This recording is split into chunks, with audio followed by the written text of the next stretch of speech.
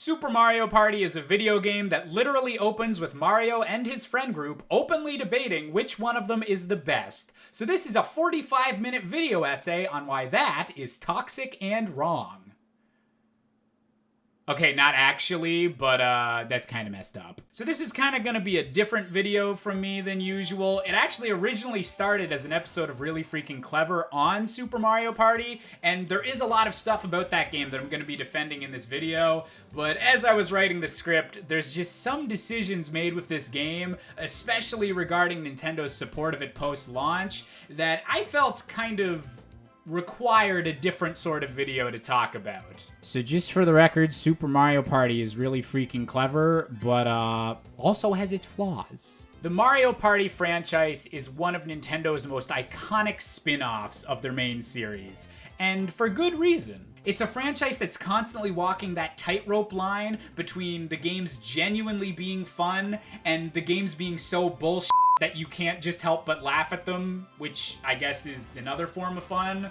So I guess that's a win in Nintendo's book, but I don't know if there's anyone on the planet that would say with 100% conviction that the Mario Party series is so beloved because it's balanced and good. The series started off with the original game on the Nintendo 64, which wasn't too gimmicky, if you don't count the fact that you could easily burn a hole in your hand with that control stick. Okay, this is actually like kind of morbid, but one of the most vivid memories that I have from elementary school is my best friend's mom screaming at him because for some reason his palm was bloody after we decided to play some Mario Party. Frig that Bowser minigame. But Nintendo quickly realized that maiming their fan base probably wasn't the best business move, and for the rest of the Nintendo 64 and GameCube eras, things were pretty good for Mario Party. Even when the series transitioned to the Wii, it actually fit the motion controls pretty well. The Wii Remote was made for these minigames.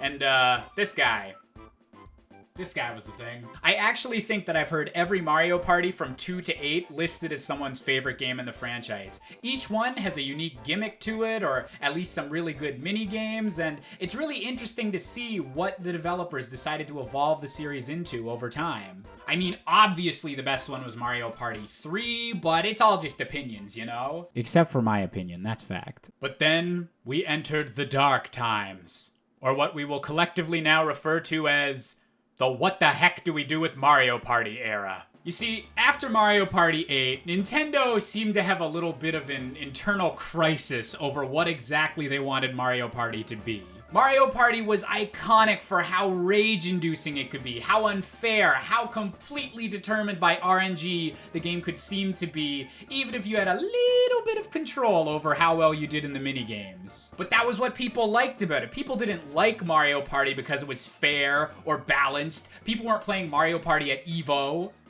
Nintendo wouldn't have supported it there anyways, so what the heck? People played Mario Party because it was fun to get a rise out of your friends and have a random, crazy competition where the rules could be thrown out the window right at the end of the match because holy crap, bonus stars. I was in university for the entirety of the Wii U era, and do you think that we were getting drunk and playing Mario Party 10? No. No.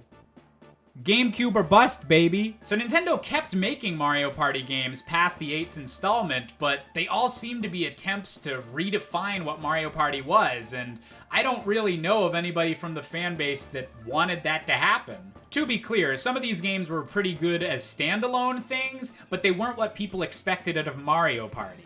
And I think the fact that Nintendo released a game for the 3DS that was the top 100 minigames without actually having the classic Mario Party formula shows just how out of touch they were for a bit on what people wanted from the franchise. I'm sorry, baby, no one's playing you for the minigames.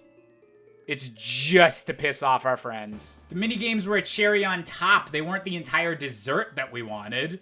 If you only eat cherries, you're gonna get diarrhea. But then, at E3 2018, the same E3 where all of our minds would be blown when we realized that everyone was coming back for the recently unveiled Smash Ultimate, another surprise awaited for us. Mario Party was back, and it wasn't gonna suck this time.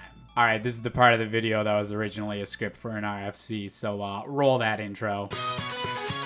Super Mario Party brought back the classic board game style that the Mario Party fans had been waiting for. But it wasn't content to just be a rehash of all the games that came before. It actually had a few new features that honestly improved the game quite a bit. Now, one of the most infamous bits of video game trivia is that in the early Mario Party games, when you hit the dice block, never mattered. You could time it whenever, your number was predetermined at the start of your turn. Thanks, Shane from Did You Know Gaming, for ruining all of our dreams. There was no real strategy in the earlier titles. Yeah, you could aim for certain items, and there was some ways that you could kind of maneuver yourself around other players, but for the most part, a lot of things were really RNG based. And Super Mario Party was the same. You can still get screwed over by bonus stars, but there was a bit more thought put into how you actually play the game. In Super Mario Party, while yes, you have the default 1 to 6 dice block you can use, every character also has their own unique dice block that leads to strategic potential. For example, Bowser has a lot of negative aspects to his dice where you can lose coins, but the other half of the dice is actually a lot of really big numbers. It's a risk and reward scenario. Whereas a character like Shy Guy has entirely 4s except for a single 0 on one side of the die. For the record, I'm a Shy Guy main. He is the best boy. Everyone else stay away from him.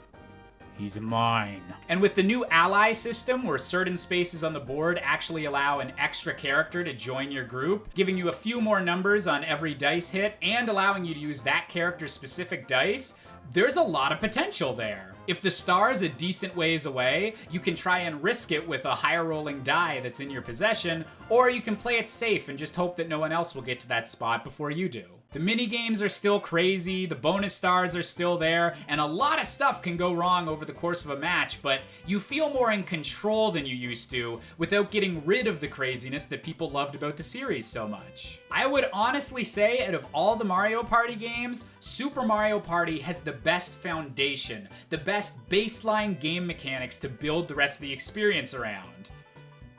The problem is the actual amount of content. Now, I know Super Mario Party has a bunch of other modes that are kind of more specifically tuned in with what the Joy-Con can do, but for this video, we're mostly looking at the base Mario Party experience, because again, that's really what people mostly come back to Mario Party for.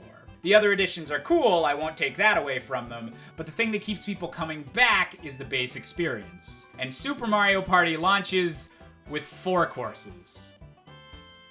Alrighty. So there are other complaints too, such as the lack of an actual online mode for the traditional Mario Party experience, instead just relying on playing random mini-games, but Nintendo sucks at online. We just know that by this point. So it's still a complaint, but it's not unexpected. But when I first got Super Mario Party, I was really thrown off. Only 4 courses for the main mode of the game? That seems iffy. But I did decide to give Nintendo the benefit of the doubt. They had such a solid foundation that I figured, of course, they're planning more courses for DLC to add to the game over time and make it an even greater experience. And I started justifying to myself that, yeah, you know, like 4 courses, do we really need more than 4 courses like in the first month? Like, we can get used to those and then it'll be extra exciting whenever we do get new courses. They can go the Splatoon route where they just keep throwing more stuff at us and make the game better and better. Yeah!